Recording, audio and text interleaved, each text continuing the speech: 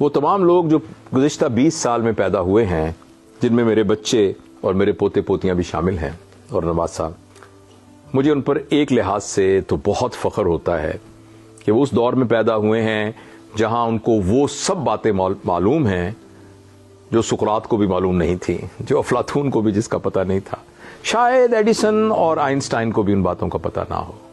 یہ تو بہت ہی خوش قسمتی کی بات ہے، مگر میں ان کے لیے بہت پریشان بھی ہوں، کیونکہ یہ وہ لوگ ہیں جو فطرت کے ساتھ اپنے تعلق سے محروم ہیں۔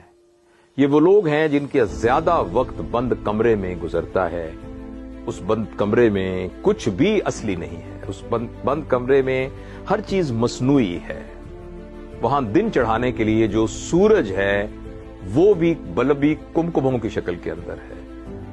وہاں ٹھنڈا پانی بھی کسی کاریز میں سے یا کسی چشمے سے نکلتا ہوا ٹھنڈا پانی نہیں ہے، اس کو بھی بجلی کے ذریعے سے چلنے والی ایک مشین سے ٹھنڈا کیا گیا ہے۔ اور جب گرمی لگتی ہے تو سمندر کی طرف سے آنے والی ہوا تمام جراثیموں کو اڑاتی ہوئی ان کے جسم کو چھو کر نہیں جاتی، بلکہ ایک مشین سے نکلتی ہوئی ہوا ہے جو کہ اندر کی آلودہ ہوا کو ہی ٹھنڈا کر کر دوبارہ بھیج دیتی ہے۔ پھر جب ان کو بھوک لگتی ہے تو وہ پتھر مار کر ایک درخت پر سے بیر نیچے گرا کر دھو کر نہیں کھاتے، وہ ایک کھیت میں سے گنا توڑ کے اپنے مضبوط دانتوں سے چھیل کے اس کو نہیں چوستے۔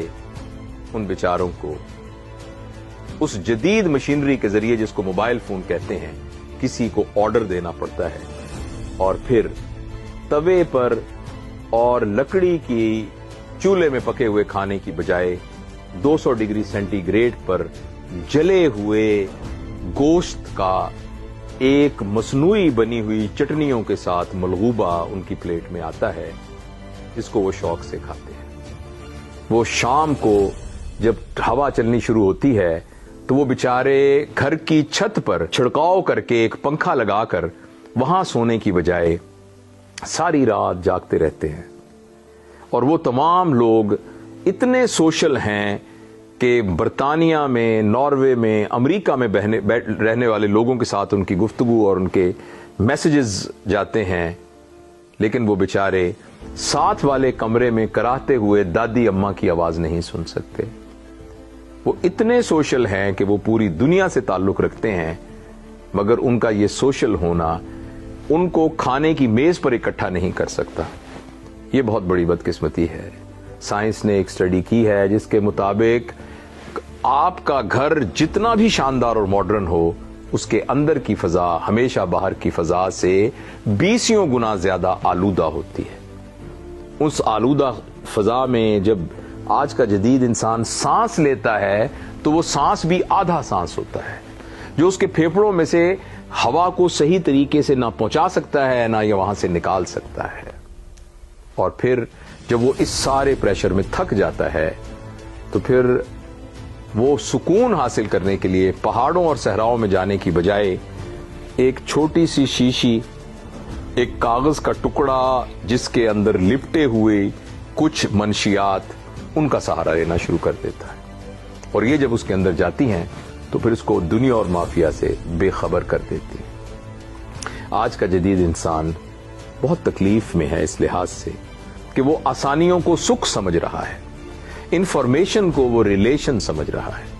ایک بہت بڑی اسٹڈی امریکہ میں ہوئی جس کو اسٹینفورڈ اسٹڈی کہتے ہیں، وہ اسٹڈی ابھی بھی جاری ہے، جس میں وہ تمام لوگ جو اسٹینفورڈ یونیورسٹی سے پڑھے تھے، اس میں ایسے لوگ بھی تھے جن میں امریکہ کے صدر بنے، آسٹروناٹس بنے، ایسے لوگ بھی بنے جنہوں نے خودکشیاں کی، ایسے لوگ بھی تھے جنہوں نے لوگوں کو قتل کیا، ایسے تھے جو مذہبی رہنما بنے۔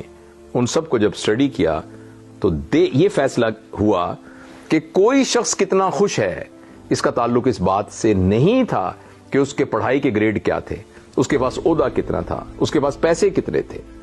اس کا انحصار جو ایک کامن فیکٹر تھا وہ یہ تھا، وہ جو رشتوں کو سنبھال سکتا تھا۔ جس نے رشتوں کو سنبھال لیا وہ خوش رہا۔ آج کی جدید نسل کا یہ مسئلہ ہے کہ ان کے رشتے کنیکشنز ہیں۔ کنیکشنز اور رشتوں میں بہت فرق ہے۔ کنیکشن بنانے کے لیے آپ کو صرف فرینڈ ریکویسٹ بھیجنی پڑتی ہے، رشتہ بنانے کے لیے آپ کو تن من دھن جان سب کچھ لگانا پڑتا ہے، قربانی دینی پڑتی ہے۔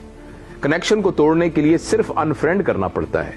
رشتوں کو توڑنے کے لیے توڑنا بہت مشکل ہوتا ہے کیونکہ اس پہ آپ نے بہت زیادہ انویسٹمنٹ کی ہوتی. اس لیے میرے پیارے بچوں، میں آپ سے گزارش کرنا چاہتا ہوں کہ اس جدید دور کی آسانیوں سے فائدہ اٹھائیے، لیکن یاد رکھیے اگر آپ نے فطرت کے ساتھ اور رشتوں کے ساتھ اپنا تعلق منقطع کر دیا تو آپ بہت دکھ میں رہیں گے.